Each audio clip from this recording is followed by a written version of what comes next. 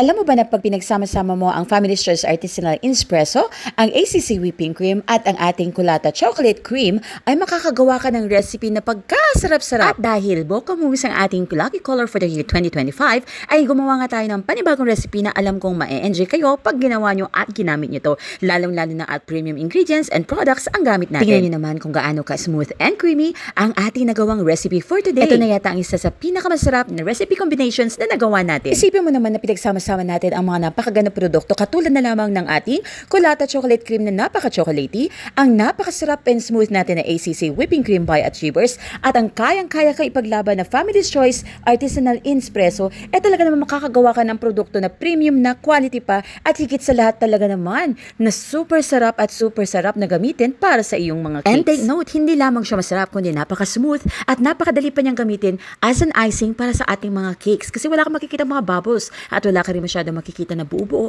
dito sa mixture natin na to. Kaya naman ma-enjoy ka na gamitin ito kahit pa may shape or carve ang mga cakes na gagawin mo, talaga namang para ka lang nag-glide smooth ang magagawa mo kapag itong recipe ito na ang ginamit mo. Hindi ko na nga alam kung nakailang tikim na nga ako habang ginagawa ko ang cake na to. Talaga naman napakasarap niya. Naku, napapasayo-sayo nga ako habang ginagawa ko ang cake na to. Hassle-free talaga kapag itong recipe ito ang ginamit natin. Bago ka magtanong dyan kung chef, ano ang measurement? Ito share ko na nga sa inyo. Makinig kayo mabuti ha, kasi step by step ang sasabihin ko sa inyo. Una, syempre ay i-whip muna natin ang ating ACC Whipping Cream gamit ang paddle attachment para matagal natin yung mga buo-buo nito. So paddle attachment muna para hindi lamang siya ganun katigas. Pagkatapos ay palitan na natin siya ng whisk or ating whisk attachment at lagyan na natin siya ng 1 cup to 1.5 cup of ice cold water. At habang hinahanda mo nga ang iyong ACC Whipping Cream, ay tunawin mo naman ang iyong 1 tablespoon of Family's Choice Espresso sa hot water natin ng 1 cup.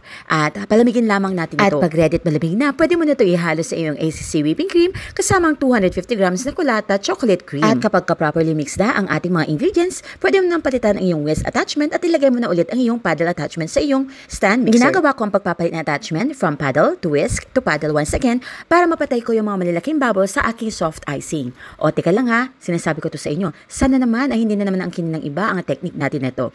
Matagal na natin ginagawa to at ito talaga ang tumutulong para mas maging creamy at less bubbles ang mga icings na ginagawa ko. Gusto ko sana talaga i-gatekeep ang mga techniques na to, pero as a professional chef at syempre ang obligasyon ko sa aking mga followers, kaya naman i-share ko ang mga professional tip na ito na alam ko makakatulong para sa kanilang mga negosyo. Sana may natutunan kayo sa video na to. Happy New Year sa inyong lahat, and until my next video, bye!